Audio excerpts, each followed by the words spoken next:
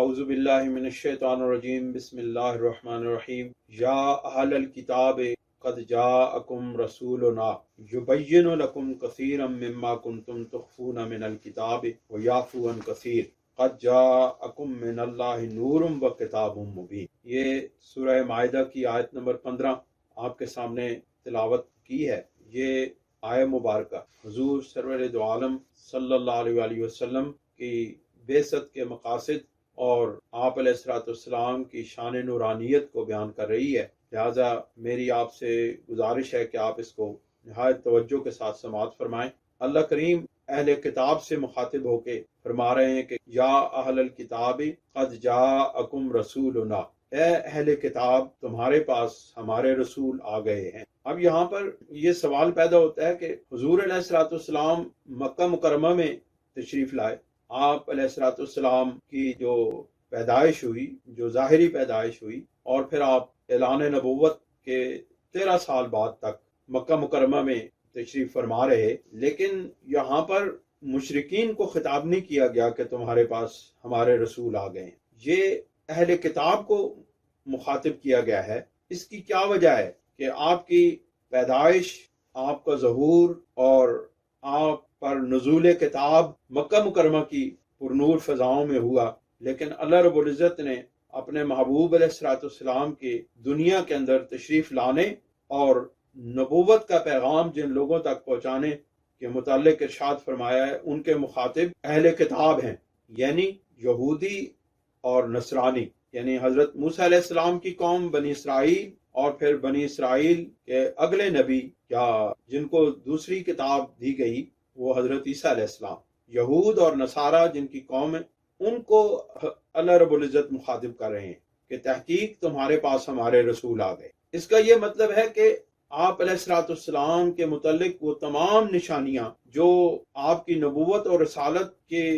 دلائل کے طور پر تورات میں اور انجیل میں موجود تھیں، ان کے چونکہ عالم جو تھے وہ یہودی تھے، بنی اسرائیل تھے اور نصارہ تھے، لہٰذا اللہ تعالیٰ نے یہاں ان لوگوں کو مخاطب کیا ہے کہ اے اہل کتاب، تمہیں تو میرے محبوب علیہ السلام پر ایمان لانے میں ذرا سا بھی شک و شبہ نہیں ہونا چاہیے اور کوئی پس و پیش نہیں کرنی چاہیے تھی۔ تم یہ جو ہیلے بہانوں سے میرے نبی کریم صلی اللہ علیہ وسلم کی نبوت اور رسالت اور آپ کی ذات کا انکار کرتے ہو، تو یہ تو تمہارے لیے تو کم از کم مناسب نہیں ہے، کیونکہ تمہیں تو آقا علیہ السلام کی وہ تمام نشانیاں اور جن سے میرے محبوب کو پہچانا جا سکتا تھا اور بڑی تفصیل کے ساتھ حضور سرور دو عالم صلی اللہ علیہ وسلم کے نشانات کو واضح کیا گیا تھا، تو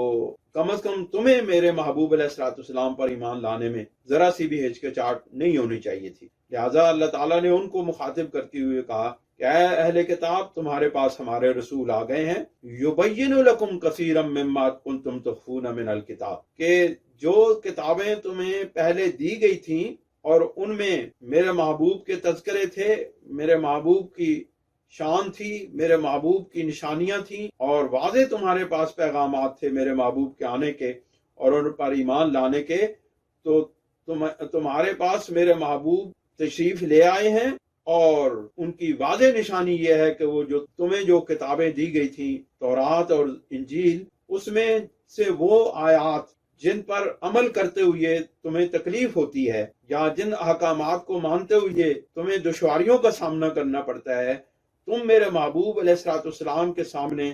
ان آیات کو جس وقت چھپاتے ہو تو یبین لکم کثیرا مما کنتم تخفون من الکتاب، تو کتاب میں سے جن احکامات کو تم چھپاتے ہو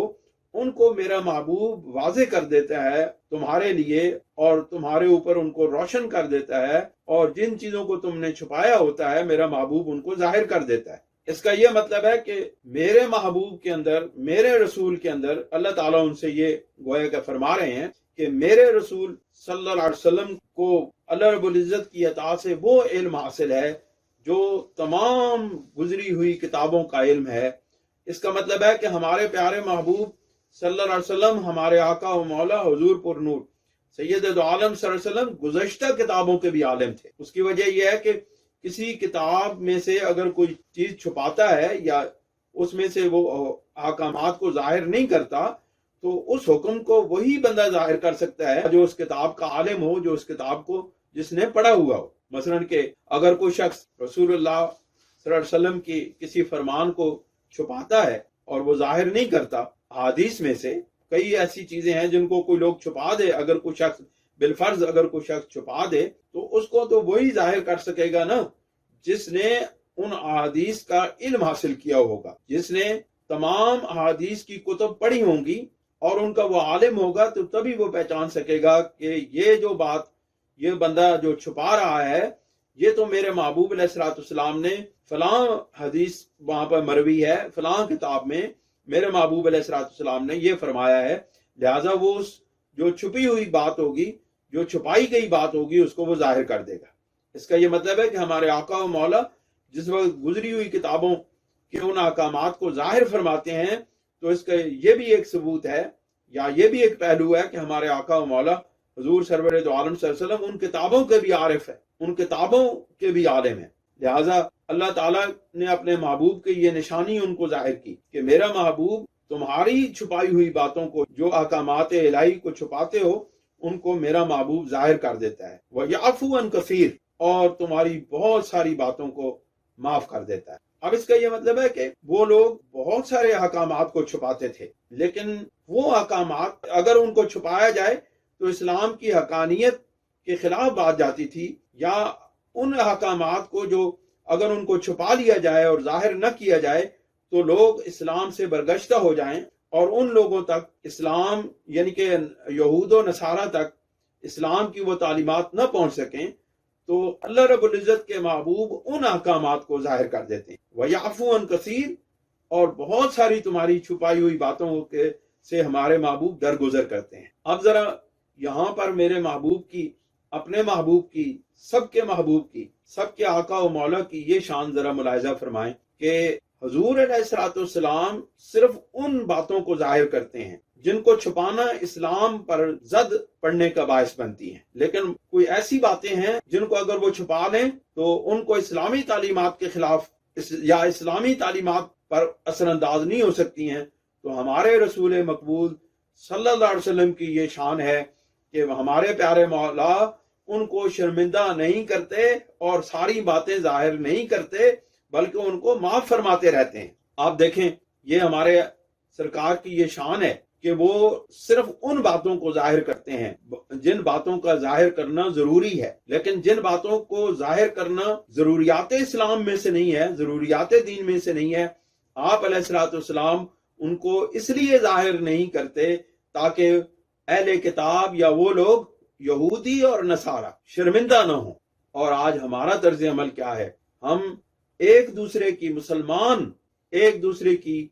मामूली बातों को जाहिर करते हैं और नशर करते फिरते हैं। अगर जरा सी किसी के अंदर को खामी नजर आ जाए तो हम पूरा एक ढंडोरा पीटते हैं उसके खिलाफ के, देखें जी फलां बंदे ने ये गलती कर दी है, फलां बंदे के अंदर ये कमजोरी है, फलां बंदे ने इस तरह कर दिया है। क्या ये रसूल करीम सल्लल्लाहु अलैहि वसल्लम के उसवा पाक के खिलाफ बात नहीं है? हमारे आका व मौला तो मुसलमान गैर मुस्लिमों की बातों पर भी पर्दा डालें और हम उनके मुत्तबे और पैरोकार होकर के अपने मुसलमानों की ऐब जोइयां करें और ऐब चीनियां करें और उनके अंदर नकाइस को तलाश करके और उनका ढंडोरा पीटें। ये दो बातें एक जगह पर जमा नहीं हो सकती हैं। या तो हमें रसूल करीम सल्लल्लाहु अलैहि वसल्लम का सच्चा पैरोकार बनना होगा, या फिर हमें ये मानना होगा कि हम रसूल करीम सल्लल्लाहु अलैहि वसल्लम के उसवे पाक के खिलाफ चलने वाले हैं, और या ये बात माननी पड़ेगी कि हम अगर रसूल करीम सल्लल्लाहु अलैहि वसल्लम के उसवे पाक पर चलने वाले हैं तो हमें अपने मुसलमान भाइयों के और अपने मोमिन भाइयों के और अपने अकरबा के उन गलतियों को नजरअंदाज करना होगा और छुपाना होगा, क्योंकि हमारे प्यारे महबूब अलैहिस्सलाम लोगों की गलतियों पर, लोगों के ऐबों पर पर्दा डाला करते थे। अल्लाह करीम फिर फरमाते हैं कि अहले किताब मेरे महबूब की ये बात तुम्हारे सामने आ गई, ये मेरे महबूब का फेल सामने आ गया, ये मेरे महबूब का जाते पाक का एक जाहिरी पहलू तुम्हारे सामने रखा है। अब जरा मैं तुम्हें उन औसाफ की इत्तला देता हूँ कि जो मेरे महबूब अलैहिस्सलाम की जातियात के अंदर, जात के अंदर जो मकाम और मर्तबा, जो आफाकी मकाम और मर्तबा है, जो बुलंदतरीन मकाम और मर्तबा है, वो मैं तुम्हारे सामने रखना चाहता हूँ। और अल्लाह फिर इरशाद फरमाते हैं, क़द जाअकुम मिनल्लाहि नूरुम व किताबुम मुबीन, कि तहकीक तुम्हारे पास अल्लाह की तरफ से नूर और किताब मुबीन आ गए। यहाँ पर बहुत सारे लोग ये मुगालता पेश करते हैं कि यहाँ पर नूर और किताब मुबीन ये दोनों एक ही बात है, यानी किताब मुबीन को ही कुरान मजीद को भी किताब भी कहा गया है और नूर भी कहा गया है। लेकिन कसीर मुफस्सिरीन कराम, बहुत ज्यादा मुफस्सिरीन कराम, मुतकद्दिमीन और मुताखिरीन, अहले सुन्नत व जमात, गैर मुक़ल्लिदीन, अहले हदीस, देवबंद मकातब फिक्र के अक्सरियत इस बात पर मुतफिक है कि क़द जाअकुम मिनल्लाहि नूर से ये जो नूर है इससे मुराद रसूल करीम सल्लल्लाहु अलैहि वसल्लम है, और व किताब मुबीन से मुराद कुरान मजीद। अब यहाँ पर मुगालता किस तरह पेश किया जाता है, वो ये है कि ये जो नूर और किताब मुबीन के दरमियान वाव है, इसको अक्सर मुफस्सिरीन कराम हजरत अब्दुल्लाह इब्न अब्बास से लेकर के हजरत इमाम फखरुद्दीन राजी रहमतुल्लाह अलैह तक और हजरत काजी सनाउल्लाह पानीपती रहमतुल्लाह अलैह, और कितने मैं मुफस्सिरीन कराम के नाम ले सकता हूँ, काजी बैजावी रहमतुल्लाह अलैह, यानी कि ये वो लोग हैं जिन्होंने कुरान मजीद की तफसीर करके इस इल्म को इतना फैलाया है कि आज हम कुरान मजीद को समझने के काबिल हुए हैं। इन लोगों ने कहा है कि ये वाव जो है ये तफसीरी नहीं है, कि ये जो नूरुम व किताबुम मुबीन के दरमियान ये वाव है ये तफसीरी नहीं है, बल्कि ये वाव जो है ये आतिफा है, और अतफ जो चाहता है वो दो चीजों के दरमियान मुगायरत चाहता है। मुगायरत का मतलब है अलग अलग चीजों का, यानी नूर अलग चीज है और किताब मुबीन अलग चीज है। ये बात असूलीन के दरमियान, यानी जो लोग असूल दीन इस्लाम के या जो तालीमात इस्लाम हैं उनके जो असूल मुकर्रर करने वाले लोग हैं, यानी जैसे नूर अल अनवार है, किताब तौज़ी है, इनके अंदर जो असूलीन हैं वो ये फरमाते हैं कि किसी भी लफ्ज का वो माना जो नागुज़ीर उसका माना तब्दील करना ना हो जाए तो उस वक्त तक उस लफ्ज के मानी को तब्दील नहीं किया जा सकता जब तक कि उसके उस हकीकी माना को लेना वहां पर महाल हो। अब यहाँ पर अगर वाव तफसीरी किया जाएगा तो यहाँ पर नूर और किताब मुबीन के दरमियान जो मगायरत है वो कोई महाल नहीं है कि उसको अगर मगायरत को रखा जाए, यानी दो अलग अलग चीजों को रखा जाए तो वो कोई महाल बात हो जाएगी और उसकी तफसीरी या उसके माना को तब्दील करना पड़ेगा। जबकि वाव जहां भी होगी उसका पहला माना जो होता है वो है वाव आतफा का, और जब दो लफ्जों के दरमियान या जब दो चीजों के दरमियान वाव आ जाए तो पहला लफ्ज जो है या पहली चीज जो है दूसरी चीज से अलग हो जाती है। इसलिए तमाम मुफस्सिरीन कराम ने इस बात पर इत्तेफाक किया है कि यहाँ पर ये जो वाव है ये आतिफा है, और क़द जाअकुम मिनल्लाहि नूर का मतलब जो है ये तहकीक तुम्हारे पास नूर आ गया का मतलब है तहकीक तुम्हारे पास रसूल करीम सल्लल्लाहु अलैहि वसल्लम आ गए, व किताबुम मुबीन और किताब मुबीन आ गई। अब ये दो चीजें अलग हैं, रसूल करीम सल्लल्लाहु अलैहि वसल्लम की जात अलग है और किताब मुबीन अलग है। लेकिन एक बात याद रखें, इन दोनों का काम एक है, यानी किताब मुबीन भी किताब हिदायत है, नूर है, लेकिन ये नूर उस वक्त है जिस वक्त रसूल करीम सल्लल्लाहु अलैहि वसल्लम लोगों तक ये किताब मुबीन पहुंचाएं। किताब मुबीन के मानी, किताब मुबीन की तफसीर या किताब मुबीन का जानना उस वक्त ही हो सकता है जिसको ये इल्म, ये किताब का इल्म रसूल करीम सल्लल्लाहु अलैहि वसल्लम दें, और फिर जिसको रसूल करीम सल्लल्लाहु अलैहि वसल्लम ने इल्म दिया हो वो दूसरे लोगों तक वो कुरान मजीद का इल्म पहुंचाए। तो दोस्तों ये जो यहाँ पे है क़द जाअकुम मिनल्लाहि नूर, इसका मतलब है कि तहकीक तुम्हारे पास रसूल करीम सल्लल्लाहु अलैहि वसल्लम नूर की सूरत में आ गए। अब देखें यहाँ पर एक ज़हन के अंदर एक सवाल पैदा होता है कि रसूल करीम सल्लल्लाहु अलैहि वसल्लम का नूर होना तो समझ नहीं आता, क्योंकि आप अलैहिस्सलाम एक इंसान हैं, आप आदम अलैहिस्सलाम की औलाद हैं, आपका जिस्म है, और जबकि किताब जो है ना किताब मुबीन का साबित होना, यानी कि ये ज़हन में आता है कि ये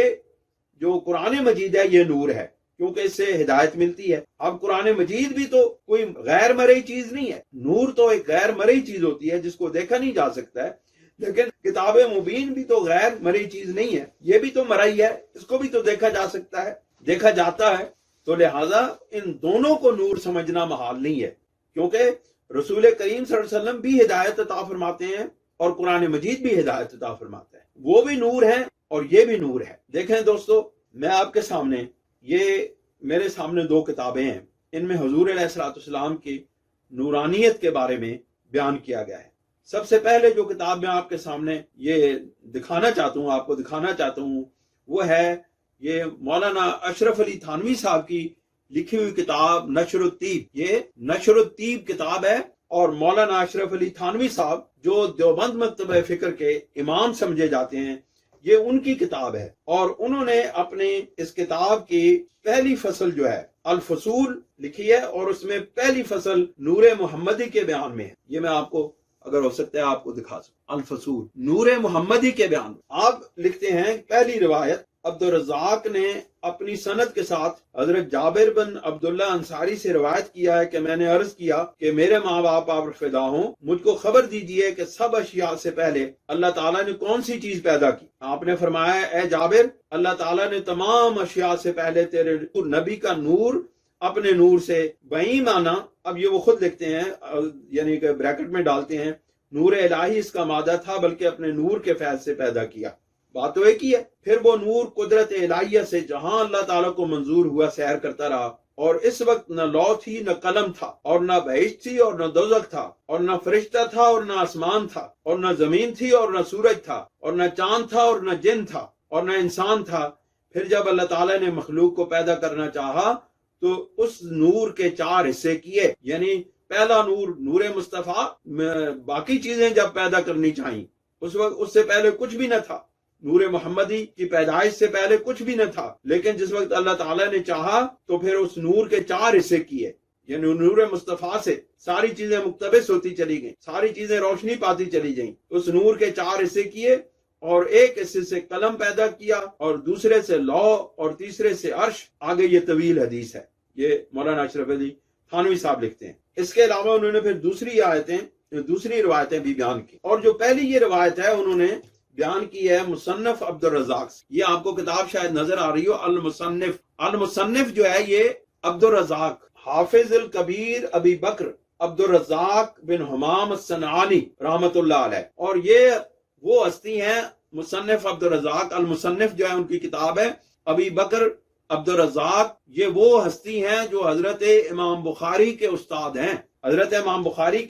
ہیں، اور وہ اپنی اس کتاب کے اندر یہ کتاب چھپی ہے لاہور سے، پہلے یہ بیروت سے چھپی تھی، پھر لاہور سے چھپی ہے۔ اب اس کتاب کے اندر وہ صفحہ 63 پر اس روایت کو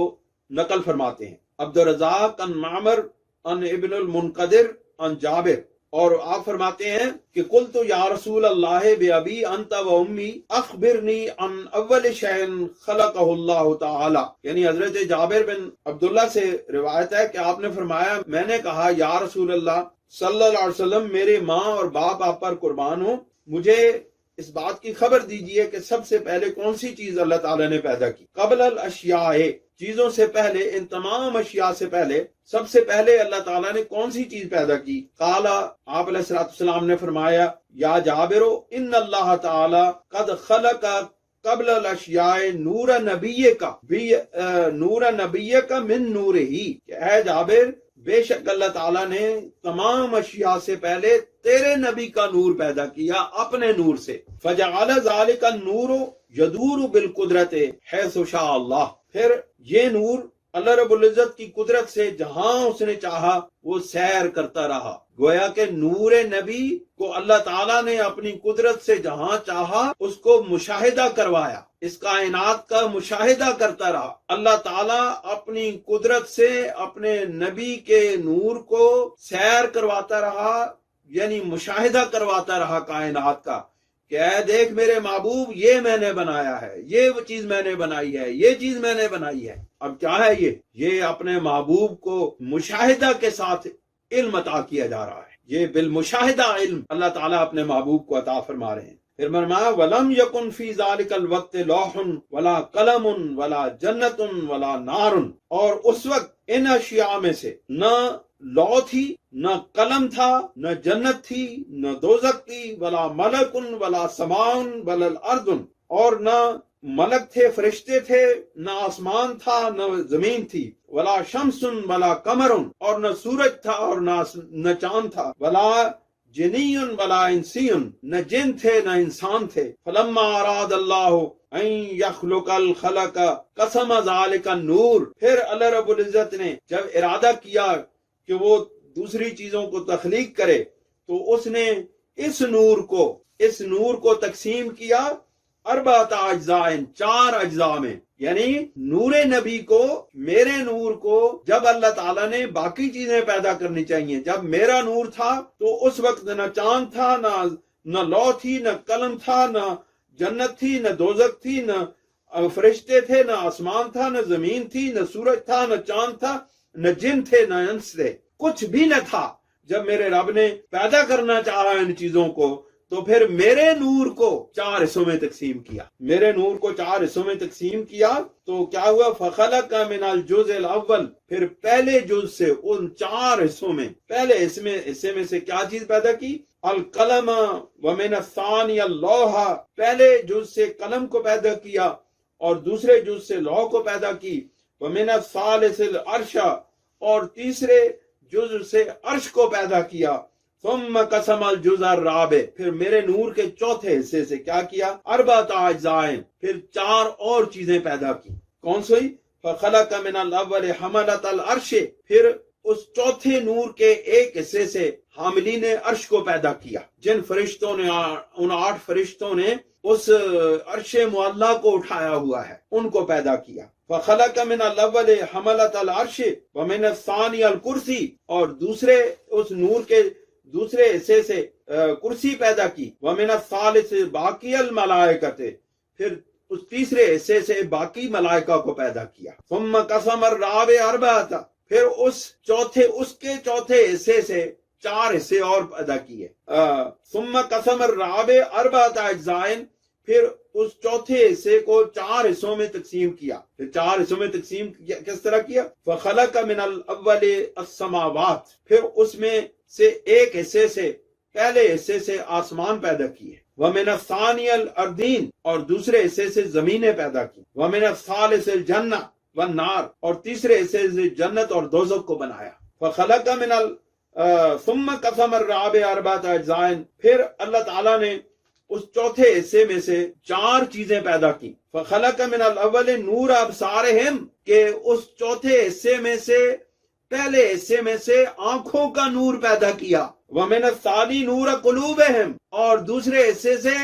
قلوب کا نور پیدا کیا، ومن المعرفۃ باللہ وہی المعرفۃ باللہ، اور وہ نور کیا ہے؟ وہ اللہ تعالیٰ کی معرفت ہے۔ ومن الثالث نور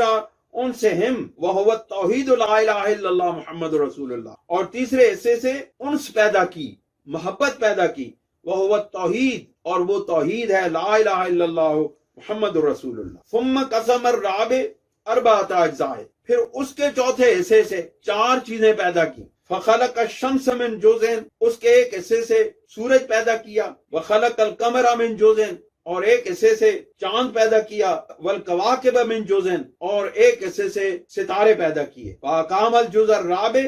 فی مقام الرجاء، اور چوتھے حصے کو مقام رجا پہ رکھ دیا گیا، امید پر رکھ دیا گیا۔ 12,000 سنۃ، اور اس کو مقام رجا میں 12,000 سنۃ،